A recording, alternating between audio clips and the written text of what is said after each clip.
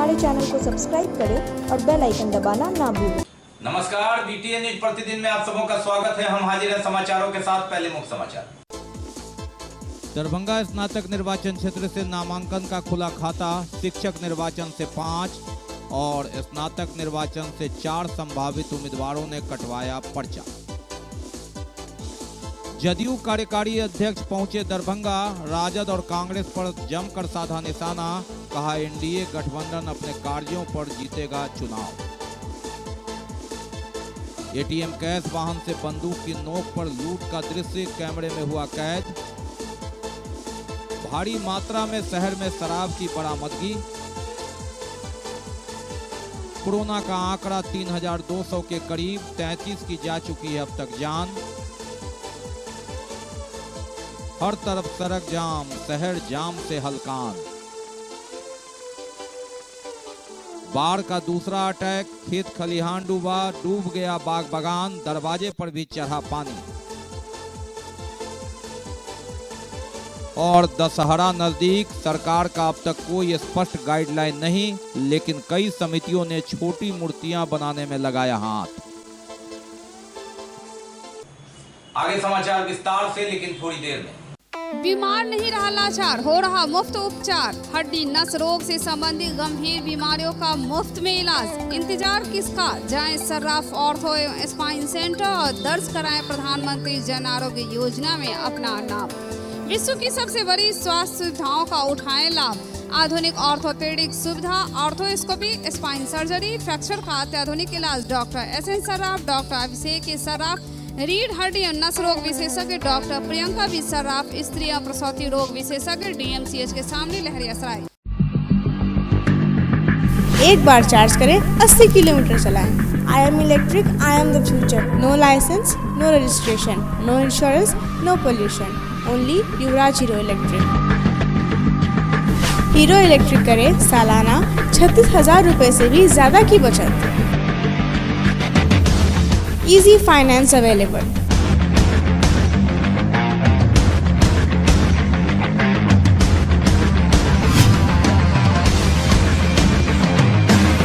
Hero electric की bag 37,000 से लेकर के 96,000 तक नई मॉडल उपलब्ध है। एक बार अवश्य पधारें।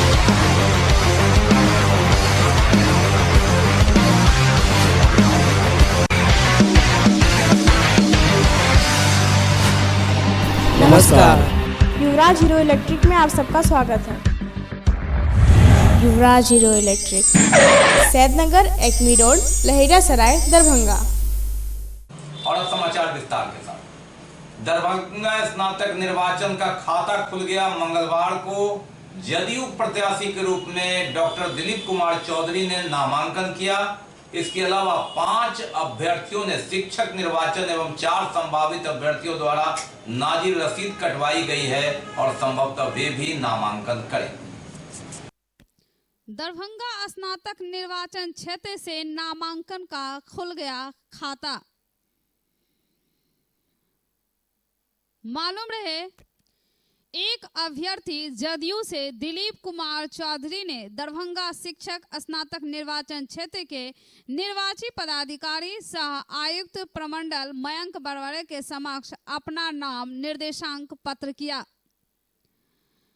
वहीं दरभंगा स्नातक निर्वाचन के लिए 5 एवं शिक्षक निर्वाचन के लिए 4 संभावित अभ्यर्थियों द्वारा नाजिर रसीद कटवाया गया, जिनमें सिकंदर राय, प्रमोद कुमार, राम नंदन सिंह, कृष्ण मोहन चौधरी और अनिल कुमार झा का नाम शामिल है। वहीं 4 संभावित अभ्यर्थियों द्वारा दरभंगा शिक्षक निर्वाचन क्षेत्र हेतु नाजिर रसीद कटवाया गया, जिनमें डॉक्टर मदन मोहन झा, दयानिधि प्रसाद राय, जयशंकर झा एवं रविशंकर भगत के नाम शामिल हैं। 28 सितंबर की ही तिथि में एक और संभावित अभ्यर्थी सर्वेश कुमार द्वारा नाजिर रसीद कटवाया गया था। जदयू नेता और पार्टी के कार्यकारी अध्यक्ष अशोक चौधरी ने राजद नेता तेजस्वी यादव पर जमकर हमला किया, तो प्लूरल्स पार्टी बनाने वाली पुष्पम प्रिया चौधरी का राजनीति में स्वागत किया। वे विधान पार्षद डॉक्टर दिलीप कुमार चौधरी के नामांकन में शामिल होने के लिए दरभंगा पहुंचे थे। वहां वे संवाददाताओं से बात कर रहे थे। एनडीए गठबंधन के कार्यों को उन्होंने गिनाया तो एलजेपी के चिराग पासवान पर कोई भी टिप्पणी करने से इनकार कर दिया, कहा वे एनडीए का हिस्सा है। लेकिन राजद के रोजगार पोर्टल पर जमकर कटाक्ष किया और कहा कि राजद को बताना चाहिए कि इतने दिनों में उन्होंने जैसे संपत्ति अर्जित कर ली, रोजगार पोर्टल पर आम लोग कैसे संपत्ति बना सकते हैं। स्नातक शिक्षक निर्वाचन में अपने पार्टी के उम्मीदवार दिलीप चौधरी के नामांकन में पहुंचे जदयू पार्टी के कार्यकारी अध्यक्ष अशोक चौधरी ने अपने सरकार की जमकर तारीफ की। साथ ही एनडीए गठबंधन में एलजेपी के मनमुटाव पर स्थिति स्पष्ट करते हुए कहा कि जब तक चिराग पासवान का कोई ऑफिशियली बयान नहीं आता तब तक कोई टिप्पणी करना उचित नहीं। उन्होंने एनडीए के साथ एलजेपी का गठबंधन बताते हुए चुनाव लड़ने की बात कही। उन्होंने कहा कि जदयू के लिए बिहार को विशेष राज्य का दर्जा और विशेष पैकेज की मांग अब भी मुद्दा और आगे भी रहेगा। हालांकि उन्होंने इसकी भरपाई करने की बात कबूल करते हुए कहा कि केंद्र सरकार अलग अलग तरीके से बिहार के विकास के लिए योजनाएं और पैसे दे रही है और बिहार में विकास भी दिख रहा है। अशोक चौधरी ने खुद को मुख्यमंत्री उम्मीदवार बताने वाली प्लूरल्स पार्टी की पुष्पम प्रिया का राजनीति में स्वागत करने की बात करते हुए कहा कि उन्हें शुभकामना दिया है और पढ़े लिखे को राजनीति में आना और पार्टी बनाना अच्छी बात है, लेकिन सिर्फ किताबी ज्ञान से काम नहीं चलता, बल्कि राजनीति में आने से पहले उसे समझना और अनुभव प्राप्त कर परिपक्व होने के बाद ही कुछ संभव है। उन्होंने कहा कि चुनाव में पुष्पम प्रिया दूर दूर तक उनके करीब नहीं है। निश्चित रूप से नीतीश कुमार से इस प्रदेश की जनता को उम्मीद है और नीतीश कुमार ने जनता की उम्मीद पर खरा उतरने का काम किया है। चाहे मूलभूत संरचना हो, चाहे इस प्रदेश में घर घर बिजली पहुंचाने का काम हो, चाहे नल जल हो, गली नली हो, सब स्तर पर माननीय नेता ने 7 निश्चय में काम करने का काम किया। साथ साथ उन्होंने जो एक 15 साल की जो पहले की सरकार थी, जो सरकार इस प्रदेश में हमारे शोषित, वंचित और जो दलित भाई थे और जो एक बड़ी नौजवानों की आबादी थी, जिसको चरवाहा विद्यालय खोल करके चरवाहा विद्यालय में पढ़ने के लिए प्रेरित करने का काम करती थी, उस राजनीतिक पॉलिटिकल शिफ्ट करने का काम किया। और इन 15 वर्षों में IIT, BIT, NIT, Chandragupta management विश्वविद्यालय, आर्यभट्ट नॉलेज विश्वविद्यालय, चाणक्य लॉ संस्थान, कितने यूनिवर्सिटी, मुंगेर, पूर्णिया में विश्वविद्यालय, इस प्रदेश में इंजीनियरिंग कॉलेज, आईटीआई, महिला आईटीआई बना करके अपने नौजवानों को प्रशिक्षित और शिक्षित करने का काम कर रहे हैं। तो निश्चित रूप से पॉलिटिकल शिफ्ट है। जो व्यक्ति के शासनकाल में 15 साल में चरवाहा विद्यालय खोलने का जिन लोगों ने काम किया, वो 15 वर्ष के बाद बेरोजगारी का पोर्टल खोल रहे हैं।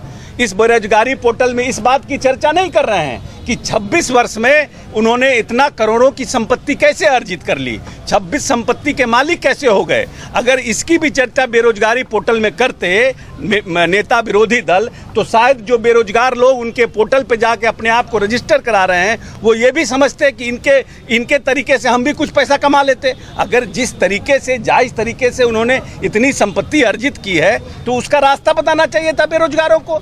जो व्यक्ति ने चरवाहा विद्यालय खड़ा करके इस प्रदेश को बेरोजगार बना दिया, इस प्रदेश में 15 वर्षों में इस प्रदेश में जातीय तनाव, धार्मिक तनाव पैदा कर करके 118 नरसंहार जिनके शासनकाल में हुआ, जिस प्रदेश में उन्होंने भूरा बाल साफ करके अगरा और पिछड़ा में लड़ाई लड़ाने का काम किया, जातीय संघर्ष कराने का काम किया, और उस सहानुभूति से 15 साल सरकार में रहे, वो आज ये सब बातें कह रहे हैं। का विशेष राज्य का दर्जा और बिहार को विशेष सहायता अभी भी हमारा मुद्दा है। बार बार हम कहते हैं कि बिहार एक पिछड़ा राज्य था और बहुत मशक्क़त करने के बाद हम लोग कुछ आगे बढ़ने का काम किए हैं, लेकिन अभी हमें और काम करने की ज़रूरत है, क्योंकि हमारी आबादी, हमारा जो प्रदेश है सबसे ज़्यादा जनसंख्या के घनत्व वाला डेंस पॉपुलेटेड स्टेट है। तो हमको सहायता की आवश्यकता है और बार बार यह सहायता के लिए हम भारत सरकार से और माननीय प्रधानमंत्री से आग्रह कर रहे हैं, और प्रधानमंत्री जी भी भिन्न स्रोतों से, भिन्न विभागों से प्रयास कर रहे हैं कि हम कैसे बिहार को आर्थिक रूप से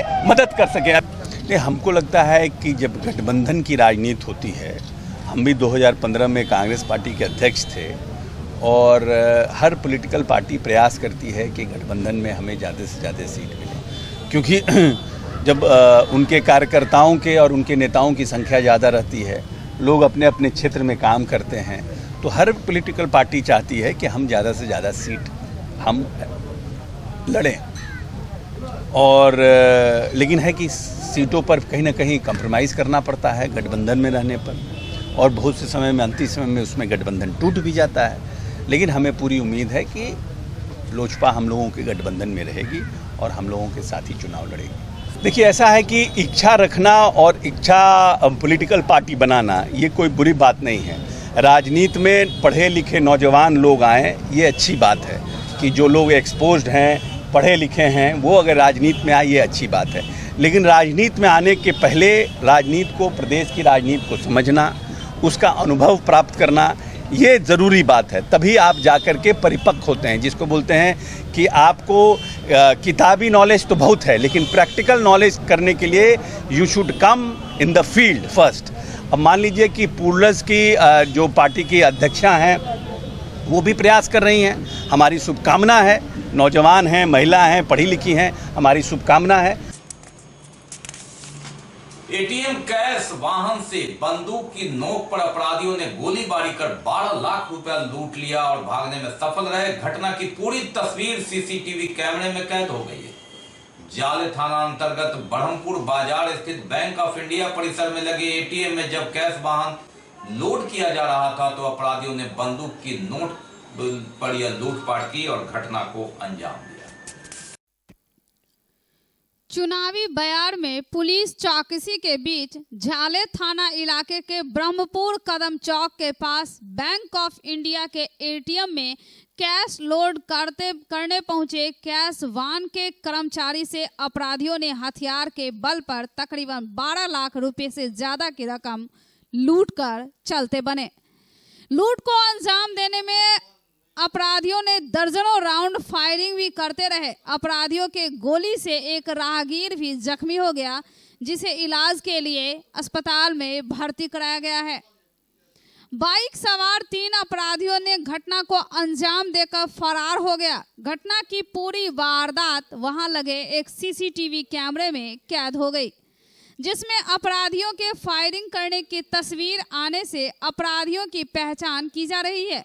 घटना बीती रात शाम की है, जिसके बाद देर रात वरीय पुलिस अधीक्षक बाबूराम ने भी घटना स्थल पर पहुंचा और घटना की जानकारी ली। वरीय पुलिस अधीक्षक बाबूराम ने घटना की पुष्टि करते हुए कहा कि अपराधी जल्द ही गिरफ्तार किए जाएंगे। घटना को अंजाम देने समय बहुत ज्यादा फायरिंग की बात कबूल करते हुए उन्होंने कहा कि अभी कई तरह की बात सामने आ रही है, सभी बिंदुओं पर पुलिस गहन जांच कर रही है। वहीं अपराधियों के गोली से घायल मनीष कुमार ठाकुर ने कहा कि वह अपनी बाइक पार कर रहे थे, तभी कई लोग अचानक गोली चलाने लगे और एक गोली उन्हें आकर लग गई। वे वहां तुरंत पहुंचे ही थे कि घटना हो गई। फिलहाल उनका इलाज दरभंगा मेडिकल कॉलेज अस्पताल में चल रहा है। मैं मार्केट करने गया था, गाड़ी पार करने के बाद गोली लगी। अच्छा, गाड़ी पार कर रहे थे, किसने गोली लगी? सुनो, क्या नाम है आपका? मनोज कुमार ठाकुर। आपको जो लूट हुई उसके बारे में कोई जानकारी है? हाँ, वहाँ पर जो लूट हुई थी उसके बारे में? हाँ भाई, बैंक जो लूट को जा रहा था वही तो गोली लगा हमको। अच्छा, वहाँ फायरिंग हुआ है, 5-6 लोग था फायरिंग करने वाला। 5-6 लोग थे? हाँ। यहाँ कैसे आए आप? वहाँ से हम कदम चौक से अपना टेम्पू से आए हैं, हम सिंहवाड़ा तक, वहाँ से एम्बुलेंस लेके आए हैं और विस्तृत जानकारी ले रहे हैं। कुछ लोगों को चिन्हित भी किए इस एरिया के कुछ क्रिमिनल हो। उम्मीद है जल्दी उद्भेदन कर लिया जाएगा और गिरफ्तारी के साथ साथ राशि भी बरामद कर ली जाएगी। अपराधियों की ओर से कितने राउंड गोली चलाई जानी चाहिए? यहाँ पे अलग अलग लोग अलग अलग बात बता रहे हैं इनका, लेकिन इतना लगता है कि काफ़ी राउंड फायर हुए। तो अभी खोखा वोखा हम लोग काउंट करेंगे, देखेंगे। अभी नहीं हुआ है। एक मैगजीन भी मिला है, अभी देख लेते हैं सारी चीज़ें। अभी व्यवस्थित तरीके से सारी चीज़ों को करेंगे। अभी जस्ट पूछताछ कर रहे थे, यहाँ पर फुटेज देखा है, कुछ उससे कुछ क्लू मिला है। भारी मात्रा में शराब बरामद किया गया है विश्वविद्यालय थाना अंतर्गत। जी हां, लगभग 228 लीटर शराब की 999 सुपीरियर बोतल, 196 बोतल जो 750 ml का है, ये बरामद कर लिया। मालूम रहे कि चुनाव के मद्देनजर वरीय पुलिस अधीक्षक के निर्देश पर लगातार छापामारी अभियान चलाया जा रहा है। विश्वविद्यालय थाना क्षेत्र के रुहेलागंज अशोक महतो के मकान से भारी मात्रा में शराब बरामद किया गया। लगभग 228 लीटर से ज्यादा की शराब 999 सुपीरियर और 196 बोतल 750 ml के बरामद किए गए। मालूम रहे कि चुनाव के मद्देनजर वरीय पुलिस अधीक्षक के निर्देश पर गुप्त सूचना के आधार पर पुलिस ने छापामारी की और इस दौरान ये भारी मात्रा में शराब की एक बड़ी खेप बरामद हुई। बाकी है अभी और भी बहुत कुछ, लेकिन पहले रुकेंगे, लेंगे एक break. Global health care and diabetes research centre, जो बिहार में पहला अंतर्राष्ट्रीय तकनीक एवं आधुनिक सुविधाओं से लैस सुपर स्पेशलिटी डायबिटीज केंद्र है, जहां एक छत के नीचे डायबिटीज से संबंधित सारी सुविधाएं मौजूद हैं, जैसे कि diabetes heart care, diabetes eye care, diabetes neuro care, diabetes foot care, diabetes pharmacy और डायबिटीज प्रयोगशाला। पता जीसस एंड मैरी स्कूल के पास, रहमगंज, दरभंगा, बिहार। ब्रेक के बाद एक बार पुनः आप सबका स्वागत है। हम बढ़ते हैं आगे, लेकिन आगे बढ़ने से पहले एक नजर मुख्य समाचारों पर। दरभंगा स्नातक निर्वाचन क्षेत्र से नामांकन का खुला खाता, शिक्षक निर्वाचन से 5 और स्नातक निर्वाचन से 4 संभावित उम्मीदवारों ने कटवाया पर्चा। जदयू कार्यकारी अध्यक्ष पहुंचे दरभंगा, राजद और कांग्रेस पर जमकर साधा निशाना, कहा एनडीए गठबंधन अपने कार्यों पर जीतेगा चुनाव। एटीएम कैश वाहन से बंदूक की नोक पर लूट का दृश्य कैमरे में हुआ कैद। भारी मात्रा में शहर में शराब की बरामदगी। कोरोना का आंकड़ा 3200 के करीब, 33 की जा चुकी है अब तक जान। हर तरफ सड़क जाम, शहर जाम से हलकान। बाढ़ का दूसरा अटैक, खेत खलिहान डूबा, डूब गया बाग बागान, दरवाजे पर भी चढ़ा पानी। और दशहरा नजदीक, सरकार का अब तक कोई स्पष्ट गाइडलाइन नहीं, लेकिन कई समितियों ने छोटी मूर्तियां बनाने में लगाया हाथ। बात करते हैं कोरोना की। कोरोना का दरभंगा में ग्राफ पहुंच गया है 3188। जी हां, अब तक 33 लोग इसमें अपनी जान गंवा चुके हैं। 2900 लोग कोरोना को मात दे चुके हैं। ये एक बड़ा आंकड़ा है जिन्होंने कोरोना से जंग जीत लिया है, जबकि 255 कोरोना से जंग लड़ रहे हैं। जिले में 1,83,451 कोरोना का टेस्ट हो चुका है। कोरोना से दरभंगा में अब तक 33 लोगों की जान जा चुकी है, जबकि 3188 संक्रमित में से 2900 कोरोना को परास्त भी कर चुके हैं। 255 इससे अभी भी जंग लड़ रहे हैं। जिला में 1,83,451 कोरोना का टेस्ट हो चुका है। कोरोना अभी खत्म नहीं हुआ, बल्कि इसकी रफ्तार बढ़ ही रही है। हाँ, बेशक हम और आप इससे अनभिज्ञ रहें या अपनी मस्ती में रहें, लेकिन यह अपना काम बखूबी निभा रहा और इसका आंकड़ा दिन प्रतिदिन बढ़ता ही जा रहा। 2000 से छोड़कर 3000 और 3000 से अब 3188 पर इसका आंकड़ा पहुंच चुका है।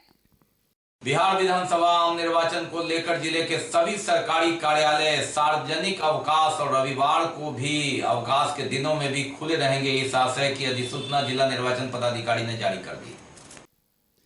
बिहार विधानसभा आम निर्वाचन एवं विधान परिषद चुनाव के लिए मतदान की तिथि भारत निर्वाचन आयोग द्वारा घोषित किए जाने के फलस्वरूप जिला निर्वाचन पदाधिकारी डॉक्टर त्यागराजन एसएम द्वारा आदेश निर्गत करते हुए बताया गया कि सभी जिले के सभी कोषा कार्यालयों गठित सभी कोषांग में अनवरत कार्य चल रहा है। उल्लेखनीय है कि आदर्श आचार संहिता लागू हो गया है। उक्त परिप्रेक्ष्य में निर्वाचन कार्य संपन्न होने तक जिला के सभी सरकारी कार्यालय, सभी सार्वजनिक अवकाश, राजपत्रित अवकाश के दिनों में भी खुले रहेंगे तथा सभी कार्यालय कर्मी पदाधिकारी कार्यालय में उपस्थित रहेंगे। बिना पूर्वानुमति के कोई भी पदाधिकारी अवकाश में प्रस्थान नहीं करेंगे तथा मुख्यालय नहीं छोड़ेंगे। तदनुसार सभी कार्यालय प्रधान को आदेश दिया गया है कि उक्त आदेश का अनुपालन सुनिश्चित कराएं। यह आदेश तत्काल प्रभाव से बिहार विधानसभा निर्वाचन संपन्न होने तक लागू रहेगा। सड़क जाम, जी हां, कोरोना काल में और चुनाव का काल जो समय है उसके बीच में कैसे कोरोना से बचकर लोकतंत्र को भी जिंदा रखना है और जिंदगी की गाड़ी पटरी पर लाते हुए खुद को कोरोना से बचाव करना है, ये कैसे होगा? आखिर ये त्याग, ये बलिदान, ये कोरोना योद्धा का संघर्ष, और ये देखिए जाम की स्थिति है। कोरोना कहीं यही मौका तो नहीं देख रहा। शहर में सड़क जाम की समस्या काफी बढ़ गई है और इस सड़क जाम की समस्या से लोगों को निदान दिलाने के लिए वरीय पुलिस अधीक्षक बाबूराम की अध्यक्षता में यातायात एवं ट्रैफिक को लेकर सभी थाना अध्यक्षों के साथ एक बैठक का आयोजन किया गया। सड़कों पर अवैध रूप से वाहनों की पार्किंग कराने वाले लोगों एवं सड़कों पर वाहन लगाने वाले लोगों पर सख्ती से पुलिसिया कार्रवाई की जाएगी और जो लोग अवैध रूप से विभिन्न जगहों से वाहनों का परिचालन करवाते हैं, जिसमें रेलवे गुमती नंबर दोनार के पास चल रहे अवैध रूप से वाहनों का परिचालन, स्टैंड चलाया जा रहा या Darbhanga railway station road, Shastri Chowk हो या अन्य दूसरी किसी भी जगह से अवैध स्टैंड स्थापित कर बस इत्यादि वाहनों का परिचालन किया जा रहा है, ऐसे लोगों पर पुलिस सख्ती से पेश आएगी और इस पर पुलिसिया कार्रवाई भी की जाएगी। साथ ही साथ सड़कों पर अवैध रूप से ठेला लगाते हैं, दुकान लगाते हैं, ऐसे लोगों को भी चिन्हित कर कार्रवाई की जाएगी। ऐसे लोगों के कारण भी सड़क जाम की समस्या उत्पन्न हो रही है। शहर में जाम को लेके काफ़ी समस्या है। पहले भी हम लोगों ने कई बार इस बारे में मीटिंग की है और जहाँ जहाँ जाम लगता है उन जगहों को चिन्हित भी किया है और उस पर पहले भी कार्रवाई हुई है, लेकिन बीच बीच में फिर नई समस्याएं उभर आती हैं। तो अभी कुछ दिन से हम लोग देख रहे हैं कि जाम की समस्या शहर में फिर से बढ़ गई है। तो इसी को लेकर आज की मीटिंग बुलाई गई है। इसमें हम लोगों ने पुनः उन जगहों को चिन्हित किया है और थाना से कुछ बल और पदाधिकारी निकाल के ऐसी जगहों पर हम लोग डिप्लॉय कर रहे हैं। और इसके अलावा इन लोगों को सख्त निर्देश दिया है कि जितने भी लोग जो ठेला वाले हैं, दुकानदार हैं, जो अतिक्रमण करके सड़क पर कब्जा करते हैं या जो आम जनता है वहाँ पर नो पार्किंग में अपनी गाड़ी पार्क करते हैं, ऐसे सब लोगों के विरुद्ध कार्रवाई के लिए एक अभियान चलाया जाएगा। और इसके अलावा नगर निगम के द्वारा भी कुछ ऐसी जगह हैं जहाँ पे कूड़ा जहाँ सड़क पे पड़ा रहता है वहाँ पे जाम लगता है, उसके लिए भी अनुरोध किया गया है। और शहर में जो बड़ी बसें रेलवे क्रॉसिंग और दोनार चौक से एंट्री करती हैं उसके संबंध में भी DTO साहब से बात हुई है। तो मुझे उम्मीद है कि आने वाले दिनों में काफ़ी कुछ राहत मिलेगी। बाढ़ की बात करते हैं। जी हां, कोरोना काल में बाढ़ का ये दूसरा अटैक है। जो लोग समझ रहे थे कि बाढ़ की विदाई हो गई है, नहीं, ऐसा नहीं है। खेत से लेकर कई सड़कों तक पर पानी चढ़ गया है। हम आपको दिखाते हैं मंगलवार को कि किलाघाट बागमती नदी में तेज रफ्तार से पानी जो बढ़ रहा है। वार्ड नंबर 23 जो बाजितपुर है, दरभंगा शहर का नया टोला, वहां कई घर नदी का पानी वहां प्रवेश कर गया है।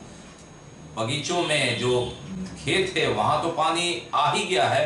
दूसरी बार सितंबर का अंतिम सप्ताह है या अक्टूबर शुरू होने वाला है और ऐसे में बाढ़ आपदा की यह दोहरी मार कोरोना काल। बाढ़ और आपदा का ये दूसरा अटैक है, डबल अटैक कोरोना काल में। सितंबर माह अंतिम सप्ताह की विदाई में, लेकिन बाढ़ की धार है कि इसकी मार अभी भी दिखा रही है, कुछ कह रही है। नदी की चौड़ाई ज्यादा, बाग बगीचे खेत खलिहानों में पानी ही पानी। दरभंगा शहर के वार्ड नंबर 23 के कई हिस्से में भी पानी है। बाजितपुर नया टोला मोहल्ला जहां कई घरों में पानी प्रवेश कर गया। ये बागमती की स्थिति है। मंगलवार की स्थिति आप समझ सकते हैं कि बाढ़ की धार कितनी मारक है वर्तमान में। एक सप्ताह की बारिश और ये वही पंजार खां का कुआं है जहां लगातार पानी घटता था। जो हाइट था पानी का, अगर हम अगस्त अंतिम सप्ताह की बात करें तो ये देखिए यहाँ 5 सीढ़ी तक बच गया था और अगर हम इसे गिनती में गिने तो ये 14 सीढ़ी होता है, यानी 4 फीट नीचे पानी है और ये बहुत बढ़ गया है। और जब 5 सीढ़ी पानी बचा था तो शहर के 2 दर्जन वार्डों में पानी आ गया था, जो पूर्वी का इलाका है। और ये बागमती का पानी, कड़े का पानी किस तरह से वार्ड नंबर 23 में फैला है, इससे अंदाजा लगाया जा सकता है कई घरों में ये दोहरा अटैक है बाढ़ का। कोरोना काल में हनुमान नगर हो, कुशेश्वर स्थान हो, हायाघाट प्रखंड हो, यह तो कई सड़कों पर पानी चढ़ गया है और बाढ़ ने इस बार अपना रौद्र रूप दूसरी बार दिखाया है। ये रावण घाट वार्ड नंबर 23 का इलाका जो नदी किनारे सटे है, वहां ये स्थिति है। चुनाव बिल्कुल सर पर है, कोरोना का कहर है, कोहराम है और ऐसे में बाढ़ का पानी भी लबालब है, दरवाजे को छू रहा है। बाग बगीचे भरने के बाद बिल्कुल ये दस्तक दे रहा है। हालांकि 2 दिनों से थमी बारिश के बाद पानी तो थमा है, लेकिन नेपाल की तराई से आ रही पानी की धार बहुत कुछ बयां कर रहा है कि बाढ़ का जो ये समय है ये दोबारा भी अटैक कर सकता है। किलाघाट बाजितपुर नया टोला, इसके पहले ही पानी आया है 2019 में 20 में, उसमें भी परेशानी हुआ हम लोग के साथ। पानी आ गया, बाढ़ आ गया, जो मदरसा के किलाघाट हमीदा में रहे और अभी भी पानी आ गया। बहुत संघर्ष करना पड़ा, अभी भी कितने लोग भागे हुए हैं मगर रहना ठिकाना नहीं मिल रहा, लोग को परेशान बने हुए हैं। दूसरी बात, हम लोग को रास्ता नहीं मिल रहा, जाने का आने का बहुत तकलीफ है। दूसरा, जब भी पानी आता कटान हमेशा करते करते यहाँ तक आ गया पानी। हम लोग 6-7 साल से रास्ते के लिए परेशान बने हुए हैं। हम लोग को रास्ता नहीं मिल रहा, बन रहा है, कटाव होते होते देख लीजिए कि हम लोग को घर में सट गया। यही सिस्टम हमारा भी है, देखिए घर हमारा इतना किनारा कि कट गया पूरा हमारा। कितना बार रोजा कंप्लेंट भी किए, कुछ भी सुनवाई नहीं दिया। ठीक है, पैसा कौड़ी भी आया इस बार पानी में, सब कुछ लोग को दिया, कुछ लोग को नहीं दिया। उसमें भी कंप्लेंट किए, कुछ सुनवाई नहीं लिया ये लोग। बाढ़ राहत की राशि अभी शिकायत की लगातार फहरिस्त लंबी थी ही और ऐसे में बाढ़ के दोहरी मार के बीच दर्द और डबल हो गया इस कोरोना काल में, इस धार में। दुर्गा पूजा को लेकर समितियों की ओर से प्रतिमा बनाने का कार्य आरंभ कर दिया गया। कोई राज्य सरकार या केंद्र सरकार की ओर से दिशा निर्देश नहीं आया, लेकिन जो कलकत्ता और पटना की सूचना है कि सार्वजनिक जगहों पर पंडाल नहीं लगेगा, जहां देवी मां की मंदिर या मूर्ति की जगह है वहां प्रतिमा स्थापित की जाएगी। जो लहरियासराय दरभंगा है, केएम टैंक, जहां आदिकाल से बहुत दिनों से पूजा हो रही है, 4 फीट की ही प्रतिमा बनाई जा रही है। तो कई जगह से सूचना है छोटी प्रतिमा बनाए जाने की। हालांकि काफी इंतजार करने के बाद भी राज्य सरकार से सब जब दिशा निर्देश नहीं आया तो उसके बाद लोगों ने हाथ लगा दिया। कई जगह यह काम होना बाकी है। सूचना के अनुसार राज्य सरकार कलकत्ता और अन्य जगहों पर देखकर ही दिशा निर्देश जारी करेगी। उड़ीसा में अधिकतम 4 फीट की मूर्ति बनाने का ही आदेश हुआ है। कलकत्ता में सार्वजनिक जगहों पर पंडाल सजावट की मनाही है। ऐसे में समझा जा रहा है कि राज्य सरकार इसका अनुसरण करे और जो प्रतिमा की जगह है वहीं प्रतिमा स्थापित हो और सार्वजनिक जगहों पर कोई पंडाल इत्यादि नहीं बनाने की बात होगी, ऐसी संभावना है। और लेकिन इस बीच उहापोह की स्थिति में कई जगह समितियों का तो गठन हो गया है, कई जगह मूर्तियों का निर्माण शुरू हो गया है। लेकिन अगर सब कुछ ठीक ठाक रहा तो छोटी मूर्तियां ही स्थापित होंगी, बड़ी मूर्तियां और पंडाल देखने को नहीं मिलेगा। 17 अक्टूबर को कलश स्थापन है, दुर्गा पूजा की शुरुआत है और ऐसे में जहां 1 महीने पहले मूर्तियां निर्माण का कार्य शुरू हो जा रहा था, लेकिन इस बार कोरोना काल में सरकार की ओर से कोई स्पष्ट गाइडलाइन सितंबर माह के अंत तक भी नहीं आया है और पूजा समिति लगातार कंफ्यूज है, पेशोपेश में है कि करें तो क्या करें। कई जगह मूर्तियों का निर्माण कार्य तो शुरू हो गया है, लेकिन कलकत्ता उड़ीसा में देखकर कि सार्वजनिक जगहों पर पंडाल नहीं लगेंगे, ऐसी परिस्थिति में लोग संशय की स्थिति में हैं। पंडासराय के एम टैंक के पास मात्र 4 फीट की मूर्तियां बनाई जा रही है। ऐसे में जो स्थिति है वे सभी जगह छोटी मूर्तियों का ही निर्माण लोगों ने शुरू कर दिया है, लेकिन जहां बड़ी मूर्तियां बनाई जा रही है, अगर गाइडलाइन बाद में आएगा तो ये परेशानी होगी, इससे इनकार नहीं किया जा सकता। बहरहाल उम्मीद है कि 1 से 2 दिन में राज्य सरकार दिशा निर्देश जारी करे, लेकिन अधिकतर जगहों पर, सार्वजनिक जगहों पर जहां पूजा होती थी वहां कोई सजावट इत्यादि की मनाही का आदेश आएगा, ये अंदेशा लगाया जा सकता है।